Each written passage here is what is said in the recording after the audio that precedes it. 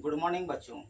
चलिए आज के वीडियो में हम लोग फंडामेंटल फोर्सेस की बात करते हैं कि फंडामेंटल फोर्स कितने प्रकार के होते हैं और साथ ही साथ इसके हम लोग कुछ फीचर की भी बात करेंगे कि आखिर इसकी विशेषता क्या क्या है। तो थोड़ा सा हो सकता है कि आज वीडियो जो है वो थोड़ा लंबा हो, क्योंकि आज समझाना बहुत कुछ है, इसलिए थोड़ा सा धैर्य से देखिएगा, वीडियो को स्किप नहीं कीजिएगा, बहुत सारा कुछ समझाना है। और ये जितना भी बात आज हम लोग पढ़ेंगे ये आपको पूरा 11th-12th में, यानी दोनों साल आपको 11th हो या 12th हो, हर जगह ये आपको काम करेगा, मदद करेगा, कई जगह पे इसका यूज भी होगा, केमिस्ट्री में भी ये फायदा करेगा, इसलिए ज़रा धैर्य से इसको देखिएगा। तो अगर एनसीईआरटी अगर आप बुक पढ़ते होंगे या एससी वर्मा अगर बुक पढ़ते होंगे तो एससी वर्मा में शायद चौथा चैप्टर जो द फोर्सेस करके है उसमें ये दिया गया है, और एनसीईआरटी में आपका पहला ही चैप्टर है फिजिकल वर्ल्ड और उसमें ये दिया गया पहला ही चैप्टर में है। तो खैर जहाँ भी हो, आप अगर पढ़े होगे तो आपको थोड़ा सा आइडिया हो गया होगा फंडामेंटल फोर्सेस की। तो फंडामेंटल फोर्स जो है वो टोटल 4 कैटेगरी के होते हैं, 4 प्रकार के होते हैं, या यूं कहो 4 भागों में बांटा गया है फंडामेंटल फोर्स को, जो भी नेचर में मिलते हैं। 4 कैटेगरी कौन कौन सा है तो हम लोग नाम लिखते हैं दोस्त। पहला है ग्रेविटेशनल फोर्स। कौन सा है? ग्रेविटेशनल फोर्स, गुरुत्वाकर्षण बल, वही न्यूटन साहब वाला ग्रेविटेशनल फोर्स, पीछा नहीं छोड़ने वाला है दोस्त। ठीक। दूसरा है electromagnetic force. Electromagnetic force, electromagnetic force, हाँ, इलेक्ट्रिक और मैग्नेटिक दोनों कहीं ना कहीं मिक्सिंग लग रहा है सर। ठीक। तीसरा है strong nuclear force. Strong nuclear force, strong nuclear force, कहीं ना कहीं न्यूक्लियस से संबंधित लग रहा है, नहीं, और मजबूत है। अगला है दोस्त इसका ठीक उल्टा, weak nuclear force. Weak nuclear force यानी ये भी कहीं ना कहीं न्यूक्लियस से लग रहा संबंधित है, और ये थोड़ा कमजोर नेचर का है, नहीं, कुछ ऐसा नाम से ही क्लियर लग रहा है। तो ये 4 कैटेगरी हैं फंडामेंटल फोर्स, या जो बेसिक फोर्सेस है वो 4 वो होते हैं। कौन कौन से? ग्रेविटेशनल, इलेक्ट्रोमैग्नेटिक, स्ट्रॉन्ग न्यूक्लियर और वीक न्यूक्लियर फोर्स। ठीक, यही 4 प्रकार के होते हैं। कहोगे सर हम लोग तो बचपन से बहुत सारा नाम सुनते आ रहे हैं, आप 4 ही बता रहे हैं, और बचपन से हम लोग कई सारा नाम सुनते आए हैं। तो हम अगर पूछे कि बताओ कौन कौन सा, तो तुम कहोगे सर टेंशन फोर्स, जो रस्सी में पाया जाता है, रस्सी में लगता है, उसका आप कैटेगरी नहीं बनाए हैं। नॉर्मल फोर्स, अगर किसी को आप पंच करिएगा या कोई चीज़ का टक्कर हो या किसी को आप छुइएगा तो नॉर्मल फोर्स लगता है, नहीं, परपेंडिकुलर फोर्स या नॉर्मल फोर्स, उसका आप जिक्र नहीं कर रहे हैं। आप उत्प्लावन बल, बायंसी फोर्स, उसका जिक्र नहीं कर रहे हैं। विस्कस फोर्स, पानी में लगता है, पानी का जो फ्रिक्शन है एक तरह से कहिए, उसका जिक्र नहीं हो रहा है। फ्रिक्शन फोर्स का, घर्षण बल का, ये फ्रिक्शन, अगर हम घसीट रहे हैं तो ये एक बल लग रहा है फ्रिक्शन फोर्स, इसका जिक्र नहीं हो रहा है सर। माजरा क्या है ये थोड़ा समझने का प्रयत्न करते हैं। एक सेकेंड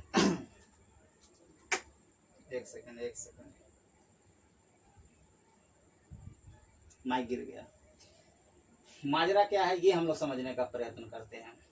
दोस्त आप जितना भी नाम ले रहे हो ना वो बिल्कुल सही ले रहे हो, बिल्कुल सही आप नाम ले रहे हो, जितना भी फोर्स का नाम ले रहे हो वो बिल्कुल फोर्स हैं, और हम लोग पढ़ेंगे भी, पढ़ना भी है।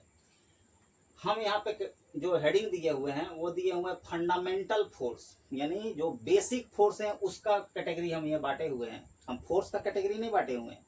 अगर कहोगे फोर्स कितने प्रकार के होते हैं तो हम लोग जितना भी नाम तुम पढ़े हो बचपन से लेकर अभी तक सब बोल सकते हो। फोर्स का नाम अगर लिखने को बोले तो वो बिल्कुल तुम लिख सकते हो, लेकिन हम फोर्स का नाम लिखने को नहीं बोले हैं, हम फंडामेंटल फोर्स का नाम लिखने को बोले हैं, फंडामेंटल फोर्स। तो फंडामेंटली ये 4 ही प्रकार के फोर्स होते हैं, यानी बेसिकली, फंडामेंटिकली, बाई ओरिजिन, ये 4 ही प्रकार के फोर्स होते हैं। आप जितना का भी नाम लिए ना वो सब इसमें से किसी ना किसी एक से बिलोंग करेगा, यानी कहने का मतलब है कि ये किसी ना किसी एक का वो बच्चा होगा, किसी ना किसी एक से वो बिलोंग करेगा। कहोगे कैसे? तो नॉर्मल फोर्स जो है वो ये होता है, इलेक्ट्रोमैग्नेटिक फोर्स होता है। जो नॉर्मल फोर्स है वो इलेक्ट्रोमैग्नेटिक होता है। टेंशन फोर्स यही इलेक्ट्रोमैग्नेटिक, यानी इसी का एग्जाम्पल है। फ्रिक्शन फोर्स यही इलेक्ट्रोमैग्नेटिक का एग्जाम्पल है। विस्कस फोर्स इसी का एग्जाम्पल है। बायंसी फोर्स इसी का एग्जाम्पल है। स्प्रिंग फोर्स, स्प्रिंग में लगने वाला, इसी का एग्जाम्पल है इलेक्ट्रोमैग्नेटिक का। तो मेरा कहने का ये मतलब है कि आप जितना भी फोर्स पढ़ रहे हैं ना उसमें टेंशन नहीं लेना है, ये 4 में से ही किसी ना किसी से वो क्या करेगा, बिलोंग करेगा। तो फंडामेंटली ये 4 ही प्रकार के फोर्स होते हैं, और ऐसे आप जितना भी फोर्स देखिएगा वो सब इसी में किसी न किसी का एग्जाम्पल है, या यूं कहे इससे वो बिलोंग करता है। तो हम लोग देखेंगे कुछ और इसका मतलब हम लोग समझेंगे आगे।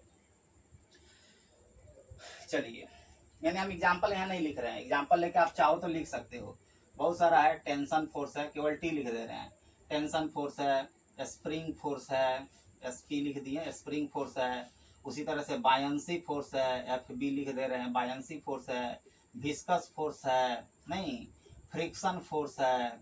तो बहुत सारा ऐसा एग्जाम्पल है, जितना भी तुम सोच सकते हो, जो भी बचपन से पढ़ते आओ। मोस्ट ऑफ द सब जो है वो इलेक्ट्रोमैग्नेटिक ओरिजिन के, इलेक्ट्रोमैग्नेटिक नेचर के हैं। चलिए,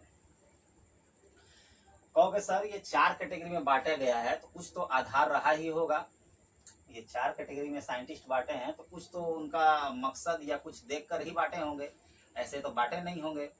बांटने को तो वो 5 भागों में भी बांट सकते थे, 6 भागों में भी बांट सकते थे, लेकिन ऐसा तो वो किए नहीं है। वो बांटे हैं 4 ही कैटेगरी का, तो कुछ तो वो देख के ही बांटे होंगे। तो बिल्कुल सही बात है, कुछ देख करके ही बांटा गया है। तो हम लोग समझने का प्रयत्न करते हैं कि ये चारों बेसिक फोर्स में, कहने का मतलब है कि इसमें क्या अंतर है, यही तो हम लोग चारों में क्या अंतर है, कहने का मतलब है ये चारों जो है वो कैसे फोर्स लगते हैं उसको थोड़ा सा हम लोग जानने का प्रयास करते हैं। तो देखो, ये जो ग्रेविटेशनल फोर्स है, गुरुत्वाकर्षण बल है, ये 2 मास के बीच लगता है।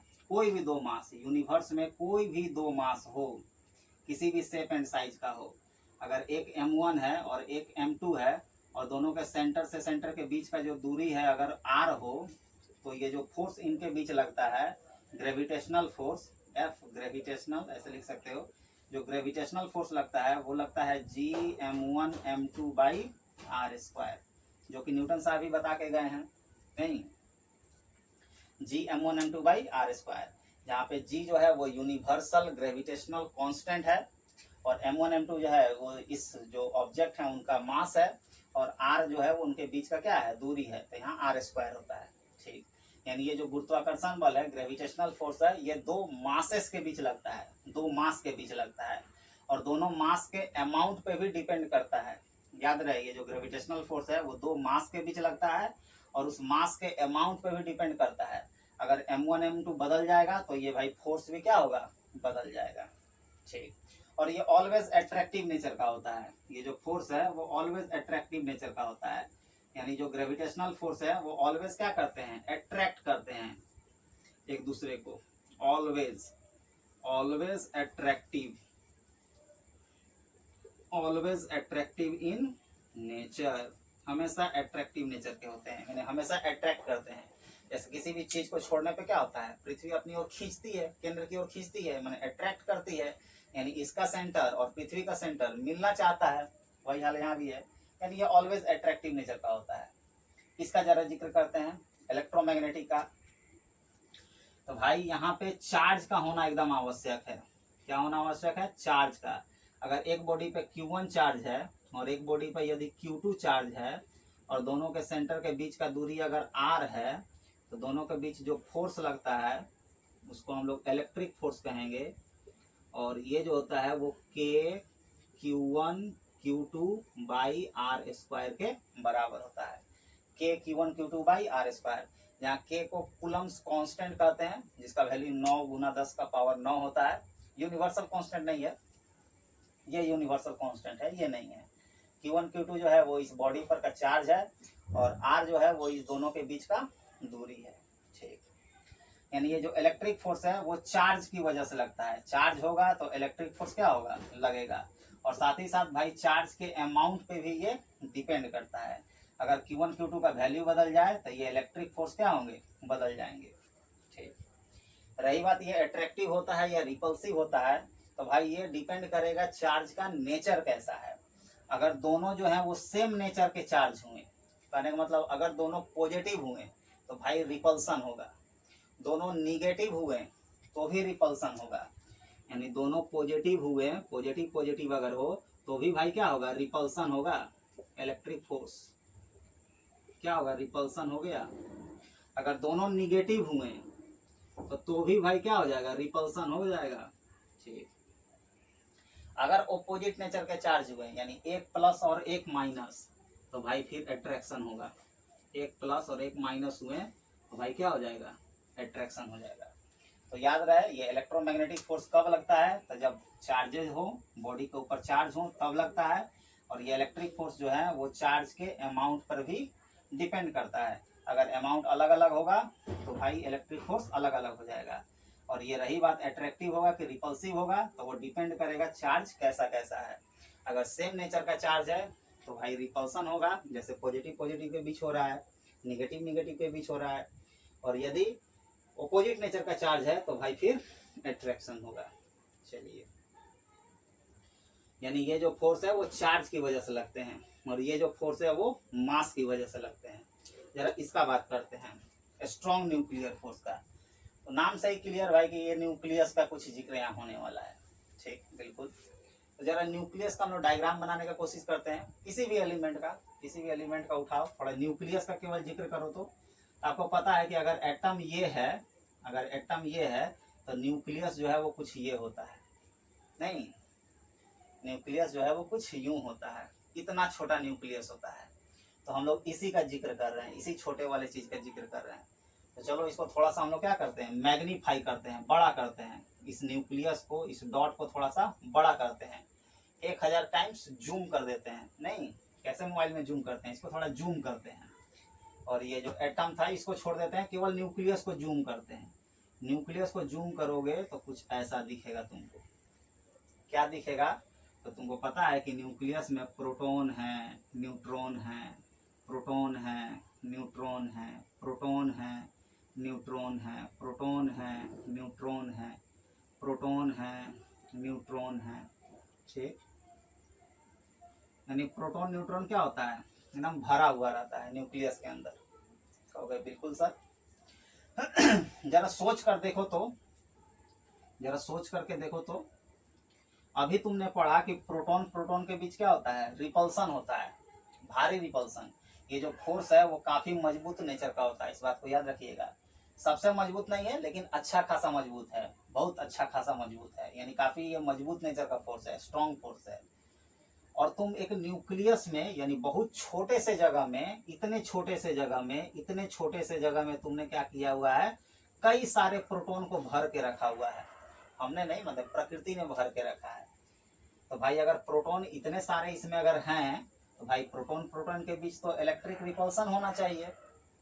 बिल्कुल, इलेक्ट्रिक रिपल्सन थोड़ा करो तो, इस प्रोटॉन और इस प्रोटॉन को सोचो तो ये भाई इसको रिपेल करेगा इधर इलेक्ट्रिक फोर्स से, और ये इसको रिपेल करेगा इलेक्ट्रिक फोर्स से। ठीक, उसी तरह से और भी जो प्रोटॉन है वो भी एक दूसरे को रिपेल कर रहे होंगे। तो हम लोग एक ही को समझ जाते हैं, तो बाद बाकी तो समझ में आ ही जाएगा कि कुछ वैसा ही माजरा उनके साथ भी हो रहा है। तो भाई प्रोटॉन प्रोटॉन का यहाँ रिपल्सन हो रहा है। और आपको पता है कि न्यूक्लियस जो होता है वो स्टेबल है, मतलब कहने का मतलब वो एग्जिस्ट करता है। और यहाँ पे तो भाई भारी रिपल्सन हो रहा है। अगर रिपल्सन हो रहा है तो भाई ये न्यूक्लियस को टूट जाना चाहिए, ब्लास्ट कर जाना चाहिए। नहीं, इस प्रोटॉन के बीच भी रिपल्सन होगा, इस प्रोटॉन के बीच भी रिपल्सन होगा, इस प्रोटॉन इसके बीच भी रिपल्सन होगा। कहने का मतलब अंदर में भारी रिपल्सन है, भारी देखें फोर्स लग रहा है, एक दूसरे से दूर जाना सब चाह रहा है, फिर भी ये न्यूक्लियस एग्जिस्ट कैसे कर रहा है। कहोगे सर न्यूक्लियस एग्जिस्ट करने का मतलब, अरे न्यूक्लियस एग्जिस्ट कर रहा है मतलब एटम एग्जिस्ट कर रहा है, एटम एग्जिस्ट कर रहा है मतलब हम लोग एग्जिस्ट कर रहे हैं, हम लोग जिंदा है ना जी। हम लोग जिंदा है मतलब एटम ठीक ठाक है, एटम ठीक ठाक है मतलब न्यूक्लियस ठीक ठाक है। और न्यूक्लियस तो ठीक यहाँ दिख नहीं रहा है, न्यूक्लियस में तो एक भारी रोग हमको दिख रहा है कि भाई यहाँ प्रोटॉन जो है इतना छोटा सा जगह में भरा पड़ा है। आपको पता है कि न्यूक्लियस का जो ऑर्डर होता है, ये जो साइज होता है, डायमीटर होता है, वो 10⁻⁻15 मीटर के रेंज का होता है, इस ऑर्डर का होता है। सोच लो कितना छोटा है, 1/10⁻15, यानी 1 मीटर को 10⁻15 हिस्सा में काट दो, इतना छोटा सा ये जगह है। और इसमें तुम इतना सारा प्रोटॉन को भरे हुए हो, तुम नहीं, प्रकृति भरे हुए है। तो सोचो कितना भारी रिपल्सन अंदर में है, लेकिन इसके बावजूद ये न्यूक्लियस नहीं टूट रहा है। ये न्यूक्लियस एग्जिस्ट करता है, एटम एग्जिस्ट करता है, हम लोग एग्जिस्ट करते हैं। इसका मतलब क्या है कि भाई जरूर अंदर में कोई ना कोई एक फोर्स होना ही चाहिए। साइंटिस्ट देखो कैसे सोचा, साइंटिस्ट को लगा भाई भारी रिपल्सन है, ये तो न्यूक्लियस ब्लास्ट हो जाना चाहिए था, न्यूक्लियस एग्जिस्ट नहीं करना चाहिए था, लेकिन ऐसा तो हो नहीं रहा है, न्यूक्लियस तो एग्जिस्ट कर रहा है। ये फोर्स को भी हम लोग डिनाई नहीं कर सकते हैं कि भाई ये फोर्स नहीं होगा। अगर प्रोटॉन प्रोटॉन है तो भाई फोर्स तो लगना ही लगना है, यानी इलेक्ट्रिक फोर्स तो लग ही रहा होगा। तो फिर ये एग्जिस्ट कैसे करेगा। तो साइंटिस्ट सोचा कि कहीं ना कहीं इसके ओपोजिट में एक अट्रैक्टिव फोर्स लग रहा होगा, इनके बीच, इन दोनों प्रोटॉन के बीच एक अट्रैक्टिव फोर्स भी लग रहा होगा। इस फोर्स का भी हम नाम नहीं दे रहे हैं, आपको पता है कि ये नाम यही पढ़ने जा रहा है, लेकिन फिलहाल हम नाम नहीं दे रहे। साइंटिस्ट देखो सोचा कैसे होगा कि जरूर इनके बीच एक अट्रैक्टिव फोर्स भी लग रहा होगा, और ये फोर्स एक दूसरे को क्या कर रहा होगा, बैलेंस कर रहा होगा, तभी ये न्यूक्लियस स्टेबल रह पाएगा। ठीक, अब कहोगे सर तो फिर साइंटिस्ट जो है वो उसको समझ में कैसा है कि एक नया तरह का ये फोर्स है, ये जो फोर्स है एक नया तरह का, एक नए किस्म का है, साथ ही नए किस्म का कहने मतलब एक अलग कैटेगरी का है, ये एक फंडामेंटल नेचर का है। ऐसा कैसे साइंटिस्ट समझ गया। हो सकता था कि इस कैटेगरी का वो फोर्स होता, मतलब इलेक्ट्रोमैग्नेटिक होता, या हो सकता है कि वो ग्रेविटेशनल फोर्स होता, क्योंकि प्रोटॉन के पास मास भी होता है और अट्रैक्टिव नेचर का भी होता है, तो भाई ये फोर्स भी हो सकता था। बिल्कुल, साइंटिस्ट बिल्कुल ऐसे सोचा। देखो इसको कैसे काट दिया कि ये फोर्स नहीं है, ये फोर्स नहीं है, ये कुछ नया तरह का फोर्स है, और उस नए तरह का फोर्स का नाम जो है वो स्ट्रॉन्ग न्यूक्लियर है। देखो कैसे काट दिया। साइंटिस्ट सोचा कि देखो ये भाई कौन सा फोर्स है, तो इस पे पहले आया, सोचा कि कहीं इलेक्ट्रोमैग्नेटिक तो ओरिजिन का नहीं ना है। तो जब इस फोर्स के बारे में देखना वो स्टार्ट किया तो उसको पता चला कि ये प्रोटॉन के बीच लगता है, ये साथ ही साथ न्यूट्रॉन के बीच भी लग रहा है, मतलब ये न्यूट्रॉन और न्यूट्रॉन के बीच भी, इस न्यूट्रॉन और इस न्यूट्रॉन के बीच भी लग रहा है, मतलब न्यूट्रॉन के बीच भी लग रहा है, और साथ ही साथ प्रोटॉन न्यूट्रॉन के बीच भी लग रहा है। दोस्तों ये प्रोटॉन और न्यूट्रॉन इसके बीच भी ये फोर्स लग रहा है। यानी साइंटिस्ट को ये पाया कि प्रोटॉन के बीच भी लग रहा है, न्यूट्रॉन के बीच भी लग रहा है, और प्रोटॉन न्यूट्रॉन के बीच भी लग रहा है। साथ ही साथ दोस्तों ये फोर्स का जो अमाउंट है प्रोटॉन के बीच और न्यूट्रॉन के बीच, या प्रोटॉन न्यूट्रॉन के बीच, ये तीनों जो है वो बराबर हैं, यानी सेम अमाउंट में लग रहा है।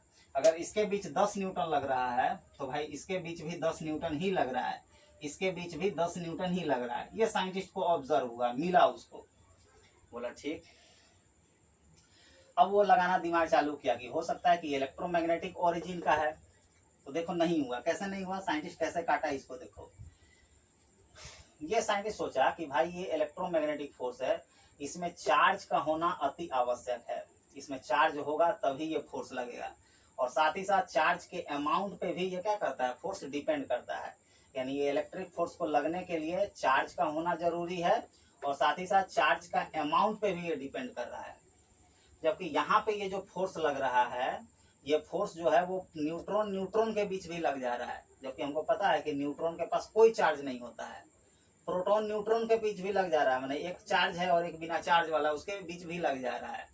तो यहीं से समझ में आ रहा था कि भाई ये फोर्स नहीं है, क्योंकि ये फोर्स रहेगा तो भाई दोनों का चार्ज होना अति आवश्यक है, जबकि यहाँ पे दोनों अनचार्ज है, यहाँ पे एक चार्ज है और एक अनचार्ज है, इसके बावजूद लग रहा है। कहीं ना कहीं ये फोर्स नहीं है। साइंटिस्ट को फिर लगा कि भाई हो सकता है कि ये जो है वो ग्रेविटेशनल फोर्स हो, गुरुत्वाकर्षण बल हो। इसको देखो कैसे काटा वो। ये जो गुरुत्वाकर्षण फोर्स है ये दो मास के बीच लगता है, और साथ ही साथ क्या है भाई, मास के अमाउंट पे डिपेंड करता है। अगर अमाउंट ज्यादा होगा तो भाई फोर्स ज्यादा लगेगा, अमाउंट कम होगा तो फोर्स कम लगेगा। जबकि यहाँ साइंटिस्ट पा रहा है कि प्रोटॉन के बीच भी उतना ही लग रहा है, न्यूट्रॉन के बीच भी उतना ही लग रहा है। जबकि आपको पता है कि प्रोटॉन और न्यूट्रॉन का मास जो है वो सेम नहीं होता है। एक का होता है 1.673 और एक का होता है 1.675 इंटू 10⁻⁻27 kg, यानी दोनों का अलग अलग है। जबकि ये फोर्स कह रहा है कि मास अगर अलग अलग हो तो भाई फोर्स अलग अलग होना चाहिए था। जबकि यहाँ पे देख रहे हो मास अलग अलग है, इनके बीच जो है वो प्रोटॉन के बीच लग रहा है। तो यहाँ अगर 10 न्यूटन है तो न्यूट्रॉन के बीच 10 से ज्यादा होना चाहिए था, क्योंकि न्यूट्रॉन का मास ज्यादा है। लेकिन ऐसा तो हो नहीं रहा है, फोर्स का अमाउंट सेम हो जा रहा है। यानी कहीं ना कहीं यहाँ से भी सब साइंटिस्ट को हो गया कि ये भाई फोर्स नहीं है। और ऐसे भी ये बहुत कमजोर नेचर का फोर्स है। अगर इलेक्ट्रिक फोर्स को बैलेंस करना है तो थोड़ा मजबूत नेचर का फोर्स होना चाहिए, इससे भी मजबूत। और आपको बता दें कि ये सबसे कमजोर नेचर का फोर्स होता है, काफी वीक होता है। तो ऐसे भी ये नहीं कर सकता है। यानी मास से भी तुम इसको छांट दे रहे हो, और ये ऐसे भी कमजोर है, उससे भी तुम इसको छांट सकते हो। तो साइंटिस्ट को समझ में आ गया कि भाई ये जो भी फोर्स है, ये नया तरह का जो फोर्स तुमको दिख रहा है, जो कि ये बैलेंस कर रहा है इस इलेक्ट्रिक फोर्स को, ना ही वो ये है ना ही वो ये है। ये फोर्स जो है ना ही वो ये जो फोर्स है ना ही वो मतलब चार्ज के ऊपर डिपेंड कर रहा है। देख रहे हो, चार्ज है तो भी लग रहा है, चार्ज नहीं है तो भी लग रहा है। करेंगे तो चार्ज के ऊपर डिपेंड नहीं कर रहा है। साथ ही साथ मास के अमाउंट पे भी डिपेंड नहीं कर रहा है। मास कम है तो भी उतना ही फोर्स, मास ज्यादा है तो भी उतना ही फोर्स। देयरफॉर साइंटिस्ट को समझ में आ गया कि भाई ये कुछ अलग तरह का फोर्स है, कुछ अलग नेचर का फोर्स है, कुछ अलग फंडामेंटल फोर्स है, एक बेसिक ये फोर्स है। और यहाँ से इस फोर्स का जो है वो नाम दिया गया स्ट्रॉन्ग न्यूक्लियर फोर्स। क्योंकि न्यूक्लियस के अंदर रहता लगता है, इसलिए भाई न्यूक्लियर फोर्स। और स्ट्रॉन्ग इसलिए किया गया क्योंकि ये सबसे मजबूत नेचर का होता है। न्यूक्लियस के अंदर दो फोर्स लगता है, एक ये और एक ये, दो तरह का फोर्स लगता है। अभी हम पढ़ेंगे इसके बारे में भी, तो दो तरह का लगता है। इस दोनों में जो है वो मजबूत नेचर का ये होता है, देयरफॉर इसका नाम रख दिया गया स्ट्रॉन्ग। ठीक है, चलिए, तो आपको समझ में आ गया होगा कि ये एक नया तरह का साइंटिस्ट कैसे सोचा। रही बात इसका वीक न्यूक्लियर फोर्स का, वीक न्यूक्लियर फोर्स। ठीक, एक हम लोग पढ़ेंगे दोस्तों बीटा डीके पढ़ेंगे। न्यूक्लियस का कई तरह से डीके होता है। जब बड़ा सा न्यूक्लियस हो जाता है उसमें प्रोटॉन और न्यूट्रॉन ज्यादा होता है, क्योंकि जितना ज्यादा प्रोटॉन होगा दोस्त, इसके अंदर जितना ज्यादा प्रोटॉन होगा उतना भारी रिपल्सन ये झेलेगा। देयरफॉर उतना ये न्यूक्लियस का ब्लास्ट होने का, टूटने का चांस बढ़ता जाएगा। इसीलिए जो हायर एटॉमिक नंबर वाला होता है ना, वो सब जो है वो डीके करता है। तो पढ़ेंगे हम लोग न्यूक्लियर फिजिक्स में। तो जो डीके होता है वो कई तरह का होता है, beta plus DK, beta minus DK, उसी तरह से और भी कई सारा है। तो जो बीटा डीके हम लोग पढ़ेंगे उसमें हम लोग देखेंगे कि भाई एक न्यूट्रॉन जो है वो टूट करके एक प्रोटॉन बना लेता है, एक इलेक्ट्रॉन बना लेता है, और दोस्तों एक एंटी न्यूट्रिनो बनाता है। एक न्यूट्रॉन टूट करके क्या बना दिया, प्रोटॉन। यानी न्यूट्रॉन जो है वो न्यूक्लियस के अंदर न्यूट्रॉन टूट करके प्रोटॉन में कन्वर्ट हो गया, और साथ ही साथ एक इलेक्ट्रॉन बाहर निकल जाता है, और साथ ही साथ एंटी न्यूट्रिनो निकलता है। तो पढ़ेंगे तो यहाँ पे ये फोर्स जो है वो आता है, वीक न्यूक्लियर फोर्स। तो इसके बारे में बहुत ज़्यादा अभी हम लोग नहीं देखेंगे, आगे चल के देखेंगे हम लोग, इसलिए ध्यान रहे, ज़्यादा यहाँ पे नहीं करना है। एनसीईआरटी में भी बहुत अब यहाँ कम जिक्र किया है, वहाँ पे थोड़ा बहुत है भी। इसके बारे में कई सारा डिटेल है, स्ट्रॉन्ग के बारे में तो और भी हम लोग काफ़ी आगे पढ़ेंगे। भले ही आपको अभी अट्रैक्टिव नेचर का दिख रहा है, और होता भी है। अगर कोई पूछे कि भाई ये कैसा नेचर का है, तो इसको कहना अट्रैक्टिव नेचर का है। लेकिन आगे जब हम लोग 12th क्लास में पढ़ेंगे तो थोड़ा हम आपको बताएंगे कि ये जो है वो पलट भी जाता है, मतलब ये रिपल्सिव नेचर का भी हो जाता है बीच में। हालांकि वो उसको हम नहीं कहेंगे, हमसे जब भी पूछेगा तो कहेंगे कि ये अट्रैक्टिव नेचर का होता है। रिपल्सिव क्यों होता है तो हम लोग आगे चल के पढ़ेंगे बाद में कि 0.7 फर्मी से लेकर 2.5 फर्मी के बीच जो होता है वो अट्रैक्टिव होता है, इसके बियॉन्ड जो होता है ये रिपल्सिव हो जाता है। कुछ है भाई, समझ में नहीं आएगा अभी, तो चलिए। रही बात इसका, अगर कहिएगा कि वीक न्यूक्लियर फोर्स का सर बताइए कि ये अट्रैक्टिव होता है कि रिपल्सिव होता है, तो भाई ना ही ये अट्रैक्टिव ना ही रिपल्सिव। कहने का मतलब है कि यहाँ पे हम लोग ये सब बात ही नहीं करते हैं। यहाँ पे अट्रैक्टिव या रिपल्सिव इस तरह से हम लोग यहाँ बात ही नहीं करते हैं। एनसीईआरटी पढ़ोगे देखो जाओगे यहाँ पे इस तरह से कुछ बोला हुआ है, उस सेंस में हम लोग यहाँ बात ही नहीं करते हैं। तो चलिए, काफी गर्मी है भाई, काफी गर्मी है, तो काफी हद तक आपको मुझे लग रहा है कि समझ में आपको आ गया होगा कि ये क्या क्या है। तो टोटल जो है वो फंडामेंटल फोर्स जो है वो 4 तरह का होते हैं, ग्रेविटेशनल, इलेक्ट्रोमैग्नेटिक, स्ट्रॉन्ग न्यूक्लियर और वीक न्यूक्लियर। और आप इस सब का ओरिजिन देख सकते हो कि ये कैसे कैसे लगता है। ये फोर्स को लगने के लिए भाई चार्ज का होना जरूरी है, इस फोर्स को लगने के लिए मास का होना जरूरी है। यहाँ भाई एक अलग तरह का फोर्स है, ना चार्ज पे डिपेंड कर रहा है ना मास पे डिपेंड कर रहा है, एक अलग तरह का है। ओके सर, यहाँ इक्वेशन बनाएंगे ना, जैसे यहाँ पे आप इक्वेशन बनाए हैं उसी तरह यहाँ भी इक्वेशन बताइए। तो भाई ये यहाँ पे अभी इक्वेशन नहीं खोजा गया है। ये जो स्ट्रॉन्ग न्यूक्लियर फोर्स है इसका अभी तक इक्वेशन नहीं पता है साइंटिस्ट को। तुम चाहो तो खोज सकते हो और गिनीज बुक में और साथ ही साथ नोबेल पुरस्कार पा सकते हो। अभी ये सब अंडर रिसर्च है। उसी तरह से यहाँ भी अभी इस फोर्स के बारे में बहुत ज़्यादा जानकारी नहीं है। ठीक, तो भाई ये फोर्स लगने के लिए चार्ज का होना जरूरी है, ये फोर्स को लगने के लिए मास का होना जरूरी है। इधर भाई ना चार्ज ना मास, और इधर तो भाई कुछ अलग ही फंडा चल रहा है, तो याद रखिएगा। तो आप जो भी पढ़ें, जैसे टेंशन फोर्स पढ़ें या स्प्रिंग फोर्स पढ़ें या नॉर्मल फोर्स पढ़ें, वो सब इसी तरह का है। यानी कहीं ना कहीं सब में चार्ज का भाई रिपल्सन या अट्रैक्शन यानी चार्ज के इंटरेक्शन की वजह से हो रहा है। जैसे नॉर्मल फोर्स की बात करें तो एनसीईआरटी में बड़ा बढ़िया एग्जाम्पल दिया है। कि अगर तुम किसी किताब को होल्ड कर रहे हो, यानी किसी किताब को अपने हाथ में रख रहे हो, तो भाई किताब के ऊपर दो फोर्स लग रहा है। एक भाई नीचे की ओर mg, पृथ्वी अपनी माने पृथ्वी इसको क्या कर रही है, खींच रही है, और दूसरा ये हाथ जो है वो इस किताब के ऊपर क्या लगा रहा है, नॉर्मल फोर्स लगा रहा है, ये वाला नॉर्मल फोर्स। ये नॉर्मल फोर्स है क्या बात, चार्ज के बीच का रिपल्सन है, या ये कहो अट्रैक्शन है, जो भी हो अट्रैक्शन या रिपल्सन यानी चार्ज के बीच का इंटरेक्शन है कह सकते हो। तो होता क्या है कि ये किताब और हाथ में भी भाई, हाथ क्या किस चीज का बना है, एटम का बना है। एटम के अंदर है क्या, चार्ज है सब, यानी हाथ का चार्ज और इस किताब का चार्ज, इन दोनों के बीच क्या हुआ, इन दोनों के बीच क्या हुआ, इलेक्ट्रोमैग्नेटिक इंटरेक्शन हुआ। इन दोनों के बीच क्या हुआ, इलेक्ट्रोमैग्नेटिक इंटरेक्शन हुआ। इसी इंटरेक्शन का नतीजा है, या कहो इसी इंटरेक्शन को नाम दे दिया जाता है नॉर्मल फोर्स। समझे? तो यही जो नॉर्मल फोर्स है वो mg को बैलेंस करता है। उसी तरह से अगर टेंशन फोर्स की बात करें, रस्सी में जो होता है वहां भी वही चार्ज वार्ज का ही कुछ होता है, देयरफॉर ये इसका एग्जांपल है। स्प्रिंग फोर्स, वहां भी भाई यही चार्ज वार्ज का कुछ होता है। तो हम लोग को उतना डिटेल में नहीं जानना है, बस जाना है कि ये जो है ये सब कहीं ना कहीं फोर्स जो है वो इलेक्ट्रोमैग्नेटिक ओरिजिन के हैं, माने चार्ज का इनके बीच इंटरेक्शन होता है, वेदर वो अट्रैक्शन हो या रिपल्सन हो, ये ऐसा कुछ होता है और वो फोर्स लगता है। सब नॉर्मल फोर्स लग रहा था, समझो कि उसके अंदर कुछ ना कुछ ऐसा कलाकारी हो रहा होगा, चार्ज के बीच में कुछ हेर फेर हो रहा होगा, मैंने रिपल्सन या अट्रैक्शन हो रहा होगा। कहीं अगर घर्षण दिख रहा है तो समझ जाओ कि चार्ज के बीच में, अगर हाथ हम बोर्ड पर रगड़ रहे हैं तो हमारे हाथ का चार्ज और इस बोर्ड का चार्ज, इन दोनों के बीच में क्या हो रहा होगा, इंटरेक्शन हो रहा होगा। और इंटरेक्शन का इसी इंटरेक्शन को हम लोग नाम दे दे रहे हैं फ्रिक्शन, यानी यही जो रिपल्सन हो या अट्रैक्शन हो, इसका नाम हम लोग दे दे रहे हैं फ्रिक्शन। उसी तरह बायंसी है, विस्कस है, सब का सब जो है वो कुछ इसी नेचर का है। तो भाई हमको लग रहा है कि आपको बहुत हद तक इस कुछ आपको समझ में आ रहा होगा। तो आपको समझ में आ गया कि चार तरह के भाई फंडामेंटल फोर्स हैं, और ये सब का लगने का कारण जो है वो ये है, मास है, यहाँ पे चार्ज है, और ये सब का कुछ अलग फंडा है।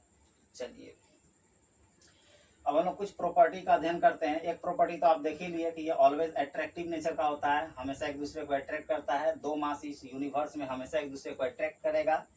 चार्ज में भाई अट्रैक्ट रिपेल भी कर सकता है, अगर सेम नेचर का है तो भाई रिपल्सन होगा, ऑपोजिट नेचर का है तो अट्रैक्शन होगा।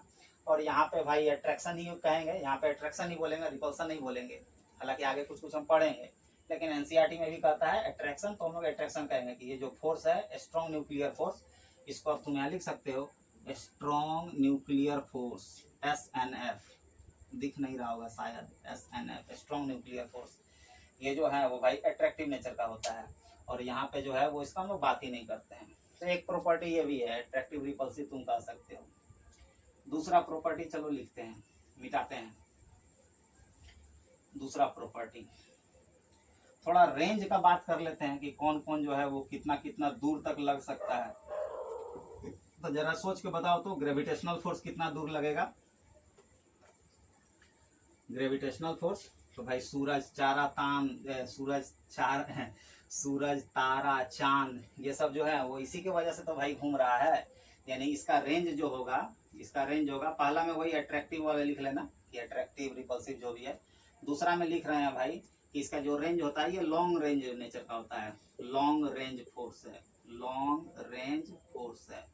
कहने का मतलब है ये 0 से लेकर इन्फिनिटी के बीच लगता है। दो अगर मास सामने हो तो भी लगेगा, दो मास बहुत दूर हो तो भी लगेगा। भाई पूरा का पूरा ये जो ब्रह्मांड है वो इसी फोर्स की वजह से घूम रहा है। पृथ्वी जो है वो सूरज के चारों तरफ इसी फोर्स की वजह से चक्कर काट रही है। मंगल ग्रह इसी फोर्स की वजह से चक्कर काट रही है। चंद्रमा अपने पृथ्वी का इसी की वजह से चक्कर काट रहा है। नहीं, जो भी हो, अगर इलेक्ट्रोमैग्नेटिक का कहें ये वाला, तो ये भी लॉन्ग नेचर का फोर्स होता है, मैंने लॉन्ग रेंज फोर्स है, long range force, long range force कहने का मतलब 0 से लेके इन्फिनिटी के बीच में ये भी होता है, मतलब बहुत दूर तक लग सकता है। स्ट्रॉन्ग न्यूक्लियर, वीक न्यूक्लियर, तुम समझ ही गए हो कि भाई ये न्यूक्लियस के अंदर ही लगता है, न्यूक्लियस के बाहर इसका कोई औकात नहीं है। कहने का मतलब ये जो है वो शॉर्ट रेंज फोर्स है, short range force.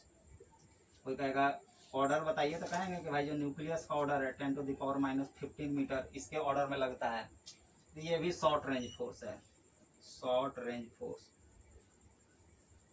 Short range force. इसका ऑर्डर कहेगा तो कहेंगे 10⁻16, यानी न्यूक्लियस का भी थोड़ा अंदरूनी हिस्सा जो है, सब nuclear region NCERT word use करता है, वहां पे लगता है। यानी ये दोनों जो है वो शॉर्ट रेंज फोर्स है, न्यूक्लियस के अंदर लगता है। ये दोनों जो है वो लॉन्ग रेंज फोर्स है। और इसका तो भाई कहना ही नहीं है, कितना दूर तक लग रहा है देख ही रहे हो, आंख से दिख रहा है। ठीक, चलिए तीसरा नंबर हम लोग बात करते हैं।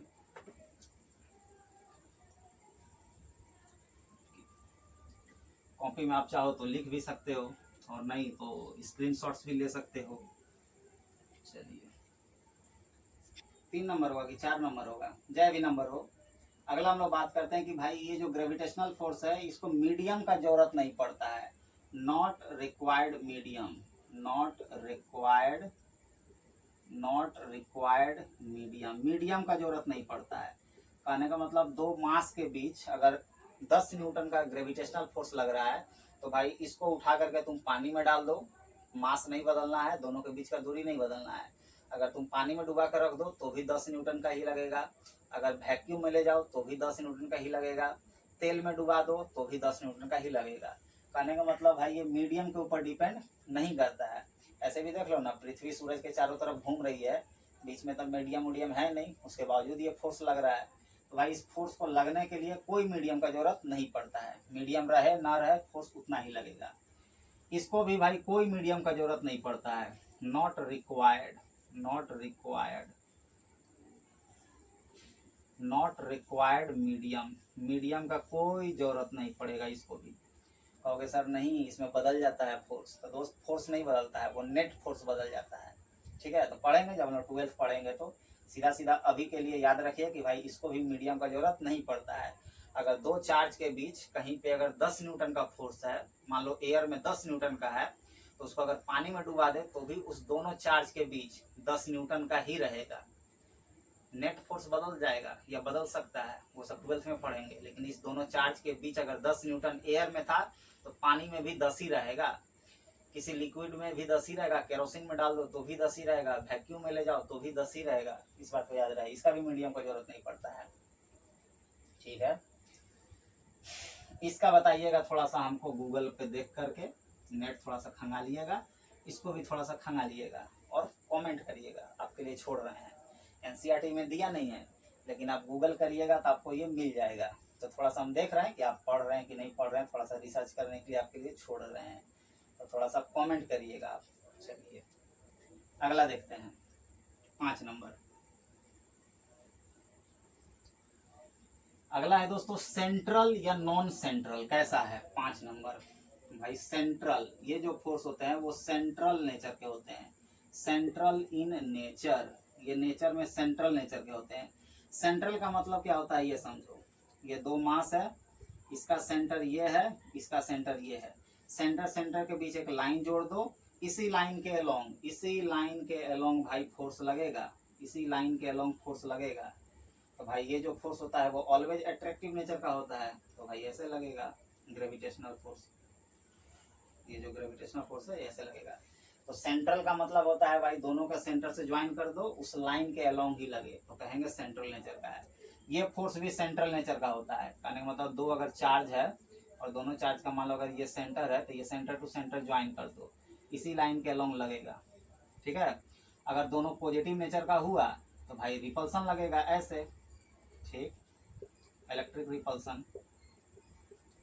अगर एक पॉजिटिव नेचर का एक निगेटिव नेचर का हो तो भाई अट्रैक्शन लगेगा इसी लाइन के अलोंग, इस तरह से।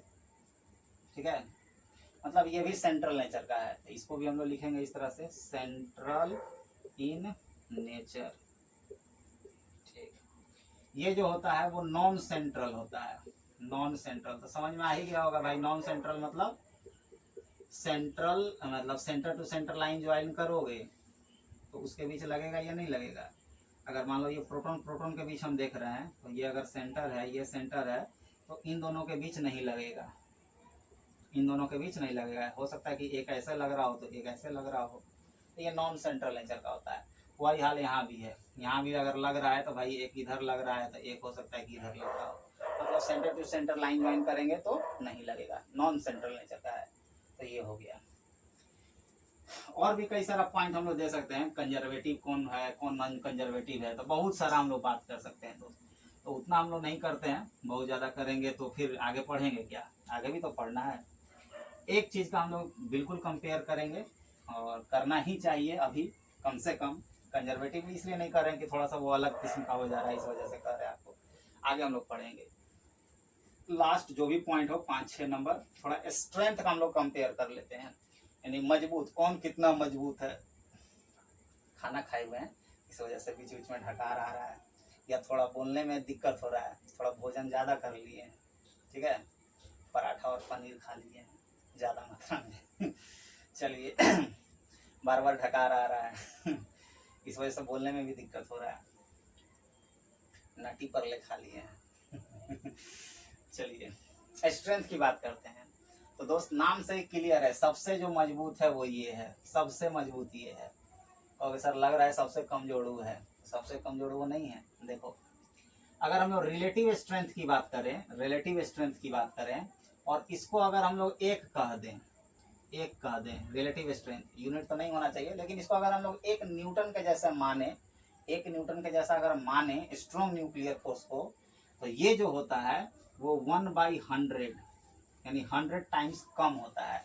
अगर ये 1 न्यूटन के जैसा सोच रहे हो तो ये 1/100 न्यूटन के बराबर है, यानी उससे 100 गुना कम है, 100 गुना कम। सोच सकते हो बहुत कम हो गया भाई, 100 गुना मतलब समझ रहे हो, 10⁻⁻2 इसको लिख सकते हो, बहुत कम हो गया। ठीक, ये जो है अगर इसको 1 मान रहे हो तो ये जो है वो 10⁻13 होता है। सोच सकते हो ये तो 10⁻−2 है, वो 10 का पावर कितना हो गया -13, अते पता नहीं होगा। अच्छा 1 न्यूटन समझते हो कितना होता है, देखो इसको समझाते हैं। एक 100 ग्राम का बटखारा ले लो, वो तुम्हारे हाथ पे जितना मतलब उससे वो जितना तुमको महसूस हो रहा है, जितना भारी महसूस हो रहा है, या कहो जितना वो तुम्हारे हाथ पे फोर्स लगा रहा है, दैट इज 1 न्यूटन। 100 ग्राम का 100 ग्राम का बटखारा ले लो, या 100 ग्राम का कोई वस्तु ले लो, कोई भी चीज ले लो, वो जितना तुम्हारे ऊपर महसूस तुम उसको कर रहे हो वजन या फोर्स, दैट इज 1 न्यूटन। ये कितना था 100 टाइम्स कम कर दो तो 1 ग्राम का अगर बटखारा तुम्हारे हाथ पे जितना फोर्स लगा रहा है ना, दैट इज इलेक्ट्रोमैग्नेटिक। तो सोच लो 100 ग्राम के बटखारा के बराबर, ठीक, ये 1 ग्राम के बटखारा का बराबर कितना कम गया, नहीं ये 10⁻−13, बाप रे बाप, कुछ पता नहीं लगेगा। मतलब एक जू के बराबर जो होता है वो भी नहीं पता लगेगा। जैसे जू का हम लोग को पता चलता है, नहीं चलता है ना, काटता है तो पता चलता है, ऐसे तो नहीं चलता है, कुछ वैसा ही हाल है। या उससे भी कम हो गया, 10⁻−13 समझ रहे हो, अरबों खरबों टाइम्स हो गया कम, बहुत बेकार है, यानी बहुत कमजोर हो गया। और ये जानते हो कितना होता है 10⁻−39, इसका तो और सोचो क्या हैसियत है, कितना कम हो गया एक तरह से।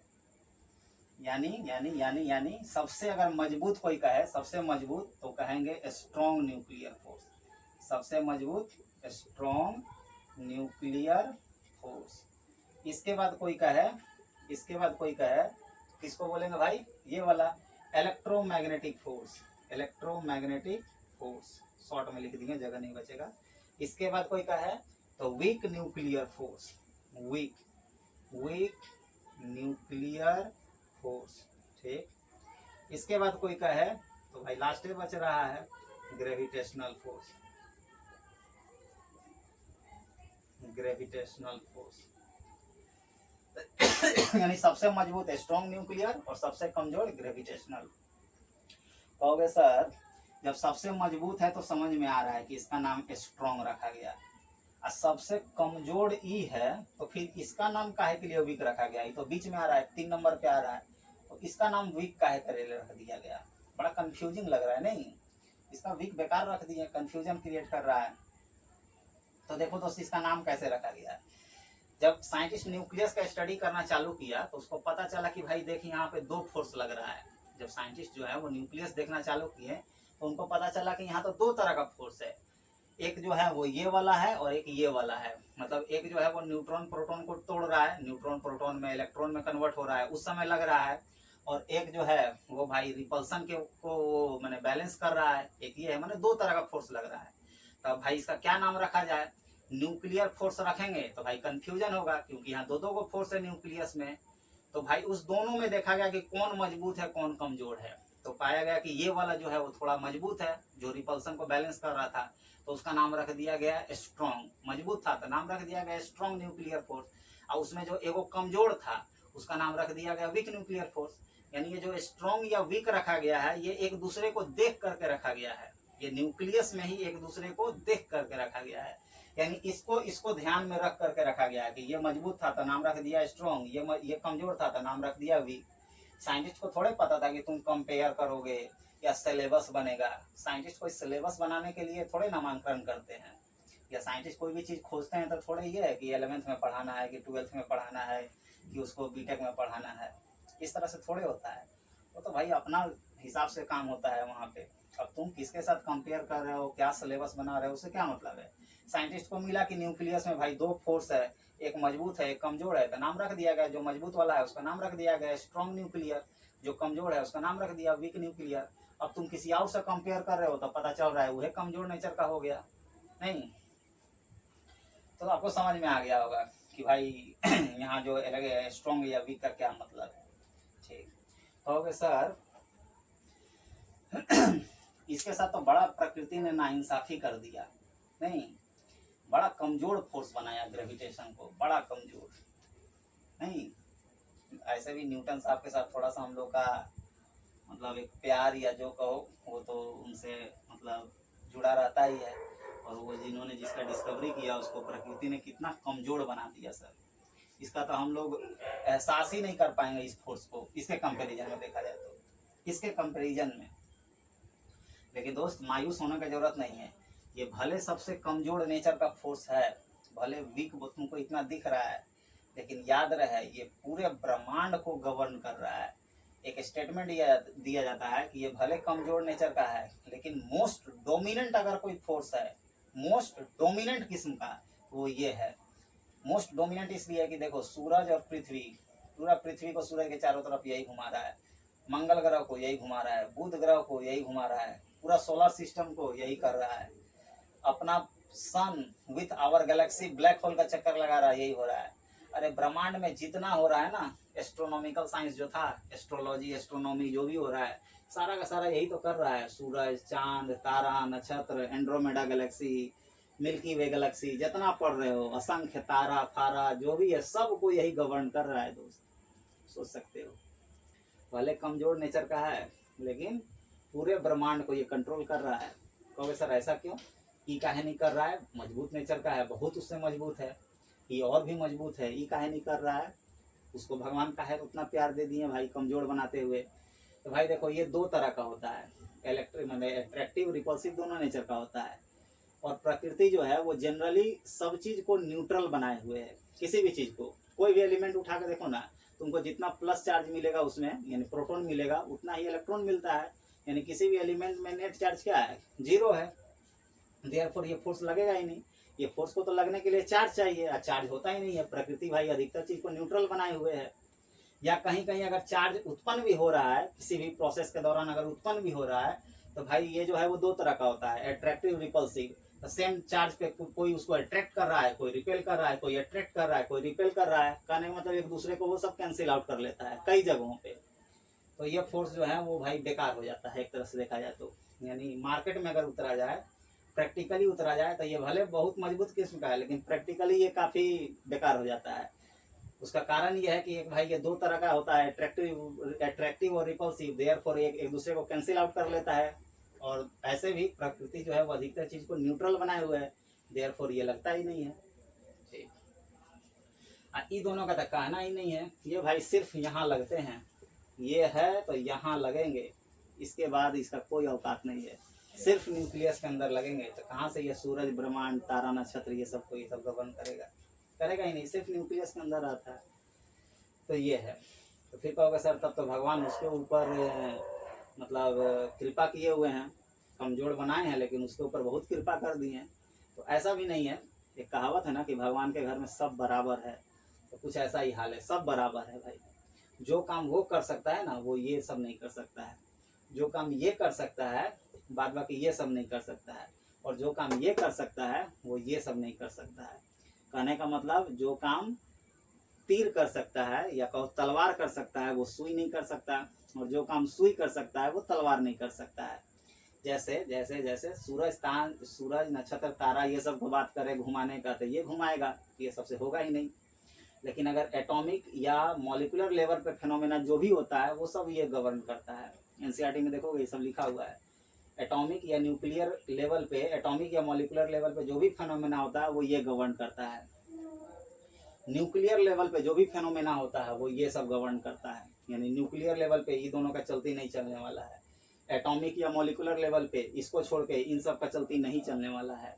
और सूरज चांद नक्षत्र ये सब वाला में इन सब का नहीं चलने वाला है। यानी ये जहाँ है वहाँ का बॉस है, ये जहाँ है वहाँ का बॉस है, ये जहाँ है वहाँ का बॉस है। इसका काम ना ये लोग कर सकता है, ना इसका काम ये लोग कर सकता है, ना इसका काम ये लोग कर सकता है। यानी भगवान जो है वो सबको जैसा भी बनाए हैं परफेक्ट बनाए हैं कि भाई तुम्हारा ये काम है, तुम ही कर सकते हो, बाद बाकी कोई नहीं कर सकता है। यानी कुछ वैसा एग्जाम्पल हो गया वो सुई वाला और तलवार वाला, सुई अपना जगह, तलवार अपना जगह पे है। चलिए दोस्त, आज बहुत सारा गप भी हो गया और गला भी बैठते जा रहा है। बोले ही आज खाना थोड़ा ज़्यादा खा लिए हैं और थोड़ा रात भी हो रहा है, 12 क्रॉस कर गया है। 12 क्रॉस से तो स्टार्ट ही किए, 1 बजने वाला होगा मुझे लग रहा है। तो इस वजह से थोड़ा गला भी बैठ रहा है और पढ़ाना भी काफ़ी लंबा चौड़ा था, नहीं बहुत कुछ समझाना था। तो चलिए आपसे मिलते हैं जल्द ही नेक्स्ट वीडियो में, तब तक के लिए